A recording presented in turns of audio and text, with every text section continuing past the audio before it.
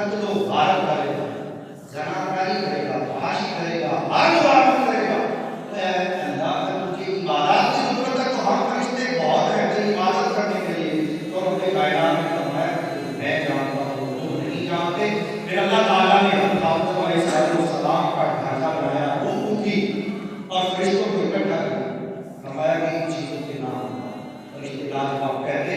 ہمیں اس کا معلوم نہیں ہے رب کائنات نے جس چیز کا تم نے ہمیں علم دیا ہے اس کے علاوہ ہم کچھ نہیں جانتے۔ تو رب کائنات نے حضرت آدم کو آپ کے اور میرے باپ کو جب کہا اے آدم تم ان چیزوں کے نام بتاؤ، تو حضرت آدم علیہ السلام کی زبان چلتی ہے اور ہر چیز کا نام بتاتے تو فرشتے کہتے ہیں یا ہماری تعالیٰ تو جانتا ہے تیری تخلیق بڑی خوبصورت، تیرے مصور ایسا کہ ایسی تصویر بنانے کے لوگ دیکھتے جائیں اور ایسی تصویر کی ہر تصویر دوسری تصویر سے الگ ہے۔ ایک ہی باپ کے 5 بیٹے ہوتے ہیں، ایک ہی تصویر ہو، ایک ہی تصویر ہو، ایک ہی تصویر ہو، لیکن رب کائنات کی اس قدر خوبصورت تخلیق ہے